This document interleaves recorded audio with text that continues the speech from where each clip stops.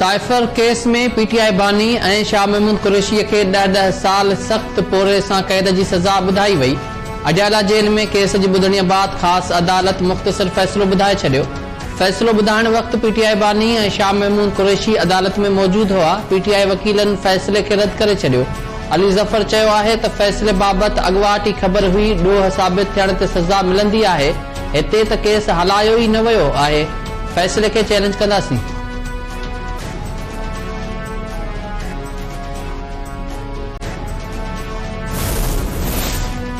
PTI cipher case में सरकारी वकीलनि जी मुक़ररीअ खे इस्लामाबाद हाई कोर्ट में चैलेंज करे छॾियो। पीटीआई बानीअ पारां 26 जनवरी वारो हुकुम ऐं सरकारी वकीलनि जी मुक़ररीअ बाद थियल अदालती कार्रवाई कालादम करार ॾियण जी इस्तदा।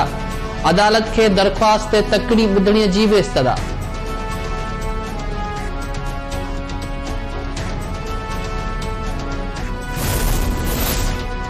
केर पुरस्कार आहे जेको मुल्क हलाए रहियो आहे। सुप्रीम कोर्ट हिकु इदारो आहे, मैदान या पार्लियामेंट न आहे। अदालत कानून जी तशरीह करे सघे थी, पर कानूनी न हुजे त छा थो करे सघिजे। अदालती फ़ैसिलनि ते तनक़ीद करण सां असांखे को मसइलो न आहे। मसइलो इहो आहे त को बि पंहिंजो कमु करण लाइ तयारु न आहे। चीफ जस्टिस काज़ी फाइज़ इसाजा सहाफ़िन खे हिसाइण केस में रिमार्क्स। सहाफ़िन खे एफआईए जांच में पेश थियण लाइ मार्च ताईं जी मोहलत। अटॉर्नी जनरल बि अदालत खे ख़ातिरी कराए छॾी।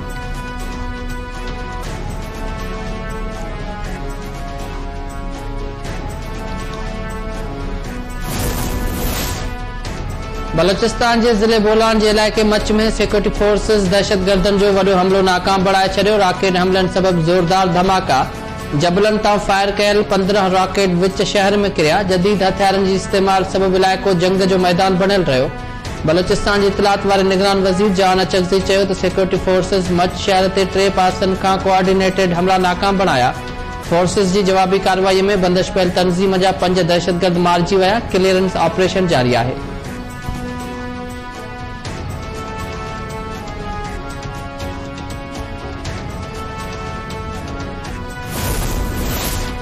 वफ़ाक़ी काबीना एफबीआर जी नए सिर जोड़जक करण जी मंज़ूरी ॾेई छॾी। निगरान वज़ीर आज़म जी सदारत हेठि काबीना जो इजलास। ज़रियनि मूजिब एफबीआर जी स्टाफ में घटिताई करण ऐं टैक्स उगाड़ी वधाइण लाइ बि तजवीज़ुनि जी मंज़ूरी ॾिनी वई। 26 जनवरी ते थियल फ़ैसिलनि जी बि तौसीक़ कई वई।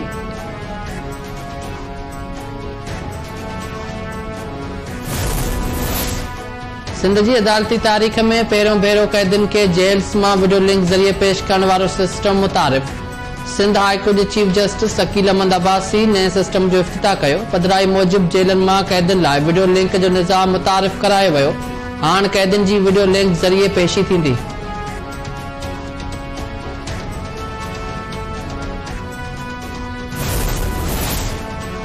सिंधी इंसानी हक़नि वारे खाते में करोड़ों रुपयनि जी माली घोबियुनि जो इंकशाफ। निगरान वज़ीर Umar Soomro human rights complaint cell लाइ जारी थियल करोड़ों रुपयनि जी फंड्स में करप्शन जो मामलो एंटी करप्शन खे मोकिले छॾियो। दस्तावेज़नि मूजिब कंप्यूटर, सीसीटीवी मॉनिटरिंग, स्कैनर्स में करप्शन कई वई।